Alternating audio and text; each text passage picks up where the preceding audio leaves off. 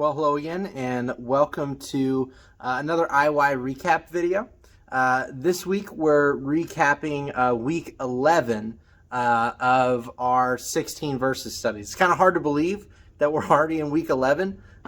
This is our last week in the Old Testament in this study. So, this week is kind of talking about the very final points that the Old Testament, the story of the Old Testament, really wants to make for us. What are some final themes that we should be on the lookout for as we approach our discussion on the New Testament in the coming weeks? So, one thing I shared at the very beginning of our lesson was the story of Louis Zamperini.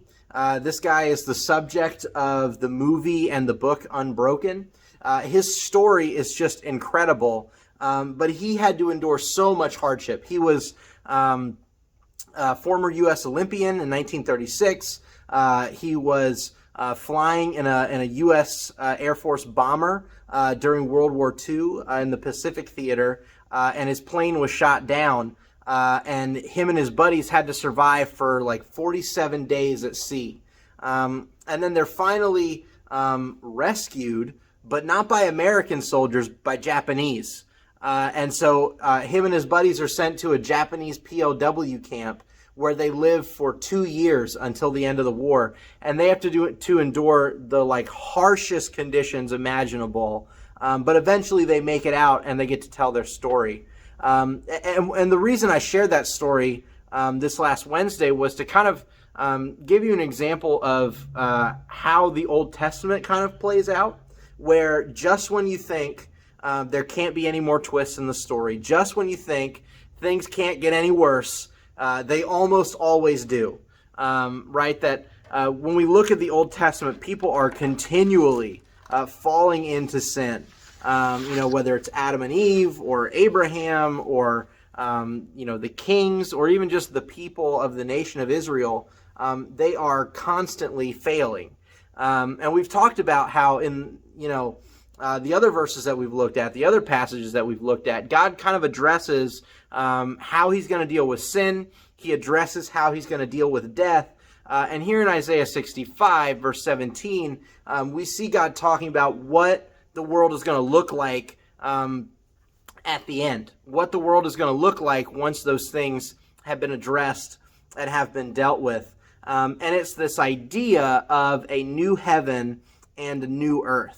I kind of likened it to, God didn't decide to just throw us away when we fell into sin, right? Like God worked to renew and to restore his people. And God's doing the same thing with creation. God is working to renew and to restore his creation. And we see the final version of that in Isaiah 65, 17. That these verses look forward to a time where sin and where death have been dealt with, where God dwells amongst his people. But we also kind of talked about how these promises extend to the whole world, right?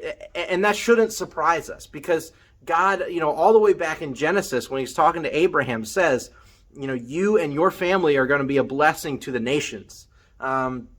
He makes similar promises to Judah and to David. And so what we see here is that, no one nation, not even Israel, has an exclusive claim on the promises of God. That national borders cannot contain his mercy. That even in the Old Testament, God's mercy is offered to everyone, and that in this coming new creation, God's mercy will fill the earth and will live among his people forever.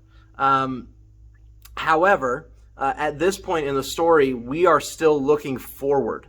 We're still looking forward to God fulfilling all of these promises to deal with sin, to deal with death, to make a new heaven and a new earth.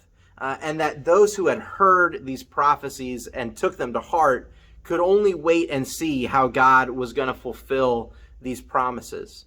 That the people knew that God would do what he had promised, but they didn't know who the suffering servant would be, and they didn't know how he would defeat the serpent and come out the other side victorious. But the good news for us as we prepare to move forward is that we don't have to wait to hear the rest of the story. But before we go, I do have a couple discussion questions for you guys to be thinking about as we close out our time in the Old Testament.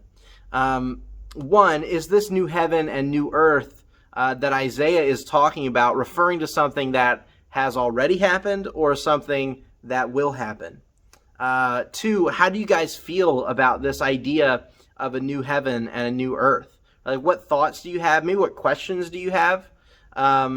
Three, what things do you see in the world around you that you're waiting for God to put right again? What are some things that you see outside your window that you say, God, I just really want you to fix this and make it new? And then, kind of coming out of that, are there things about yourself that you want God to make new?